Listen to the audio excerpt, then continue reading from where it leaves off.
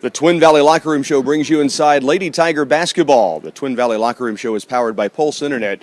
All your devices, one superior connection. And we're joined by two seniors here for the Lady Tigers, the Sidewalk Surfer and the Terrible Swede with us. Future Bethany Swede next year, and I don't know, not the right season for skateboarding. That's still something you're doing? Yeah, I guess so. Very good. Sid Calloway and Hannah Ferguson, our guests on the Locker Room Show. First off, congratulations on what you've accomplished already this season. Just the one loss early in the year. You get a chance to avenge that this weekend. We'll talk about that in a moment. Let's talk about the season a little bit as the two seniors on this team and what you guys have been able to accomplish to get to one loss on the season, 14-1, and great position in the NCKL. Yeah. We've worked really hard. We're really proud of what we've done. Obviously, we had that loss early on, which honestly we felt was kind of good for us. You know, we got it out of the way in a sense. Like last year, we're going into the 19th and 20th game of the season, and that's when we picked up our losses, and it was just kind of like almost a downward spiral for us at that point. So I think it was good to get out of the way. You know, we learned from it. We learned a lot from it, and we came back, and obviously I feel like we've came back better than what we could have been. So. Yeah, I think so too. Is there a game that stands out?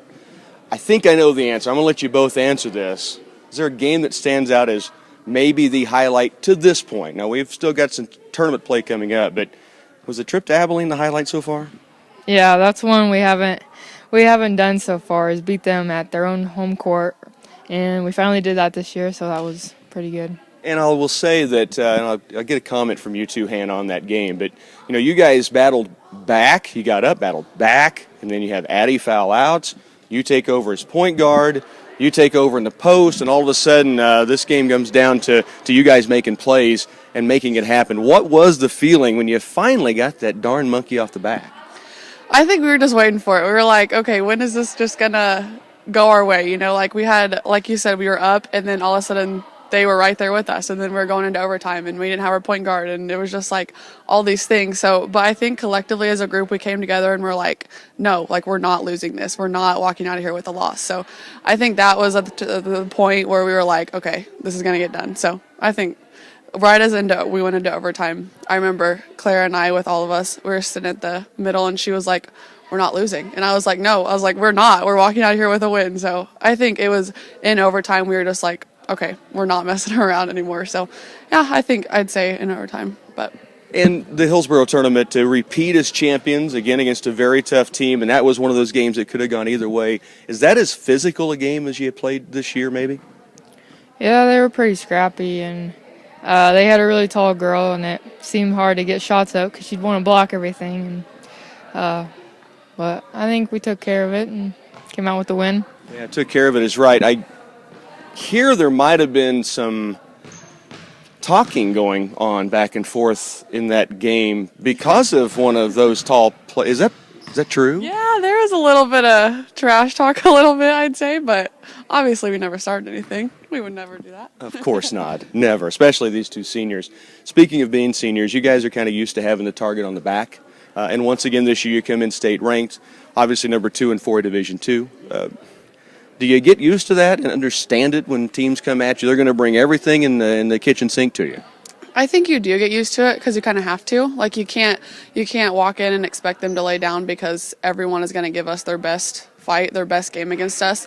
So I think that's definitely something we got used to. And I mean, this just gives us even more fire to prepare for every game, knowing that we have to bring it or else we might not win. So I think we've definitely gotten used to it. Well, and good teams find ways to win games. Maybe they shouldn't sometimes when things aren't going your way and then bounces are going the other way. The only one that's happened to has been Marysville. That's coming up Friday. Have you guys thought about this game before this week? Well, Coach always tries to not look ahead, and so we were preparing for Republic County, and that got pushed away. So after Tuesday, we're like, okay, we can finally think about Marysville. And ever since then, we've been working to prepare. You guys as seniors, obviously leaders on this team, but with a young team. I mean, Addie, Aaron, Haley, obviously you guys all back, a lot of playing time, but you got a bunch of freshmen jumping into the mix. Obviously they're performing well, but how's that been? At first, we weren't really sure. We were like, okay, well, we know that they have just come off a very successful 8th grade season.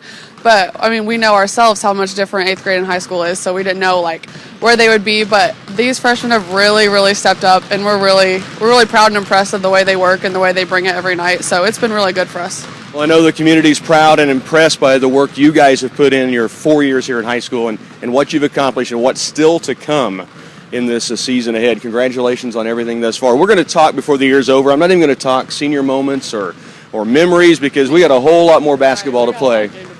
That's right. Thanks again for being with us. Sid Calloway, the Sidewalk Surfer, Hannah Ferguson, the Terrible Swede, inside Lady Tiger basketball.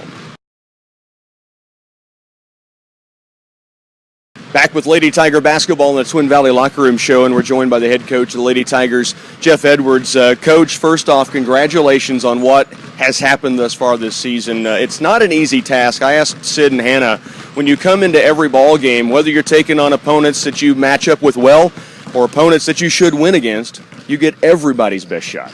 Yeah, we've talked about that. We're not going to have anybody lay down for us. The girls have done a great job of answering the call. I think the one and only game that we didn't show up for was the Marysville game, and there was an 11-point swing in that game the game ended up 11 points. So from that point on, after that swing, we did just fine. And so from that point on, we've been pretty aware of every opponent, and I think they've done a great job.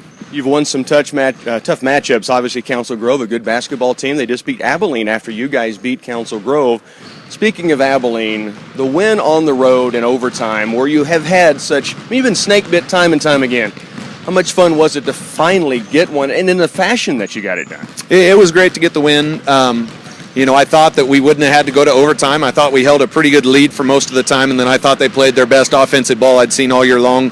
Abilene, that is, in the last 3 or 4 minutes, making a lot of tough shots and making all their free throws. And so, but the fact that we went to overtime and we didn't have a point guard at that time because Addie fouled out and we had kids step up, that was a huge game for us to kind of get some momentum down the road.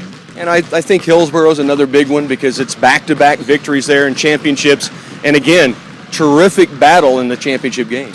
Yeah, and Heston is going to come out and beat the tar out of you. That's their style, and that's our style too. And we love it. And, the game ended, and a lot of the crowd was like, man, the refs were terrible. We got fouled to death. And the one thing I always say is we'll never complain about that because we're going to be the more physical team in the end. So I thought that's how that game went. We were tougher than them. We shut down their inside girls and did some great stuff. Yeah, what a great win and great championship. I had mentioned early in the season that was the first of 3 tournament championships the Lady Tigers are hoping to get to, and we're not far away from Sub-State. But there's one other title that I know you guys would love to hold outright.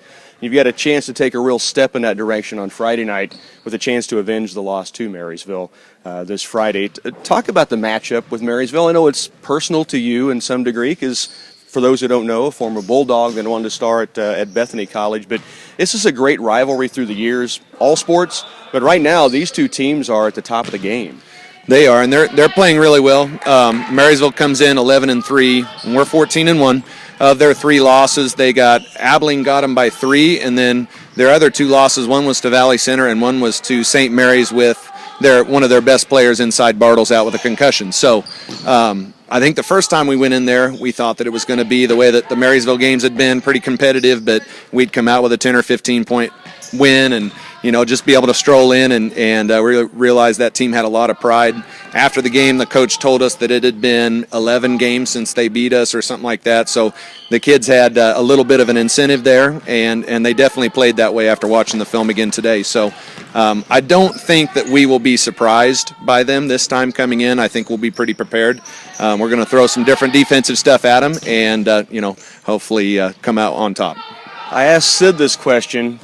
Did you look ahead at any time before this week to Marysville? And with pause, she said, Coach always tells us to focus on the next game, and they'd prepared for Republic County. That gets canceled, but this is one a lot of people have marked on the calendar. Exactly, and preparing is getting films ready, but I can honestly say I haven't jumped ahead in a film before the team was ready to go. I'll have them in the game films and stuff, but personally I like to hold off until it's that time, and that keeps me from losing focus on that night. So as soon as Tuesday night was canceled, I started watching Marysville, and then we had a good shoot around, got up over 4,000 shots in the gym, and then really started focusing on the Marysville stuff. So. Well, it's been a great run thus far, 14-1, 6-1 in league play, and a chance to take a step against Marysville. Fun to see these Lady Tigers and how hard they do work the day prior to this game against Marysville. It's a focused squad, and you've said that time and time again. But congrats on what's happened thus far, and let's go get them against Marysville. All right, sounds good. Thanks, Rocky. It's the Twin Valley Locker Room Show with Coach Jeff Edwards.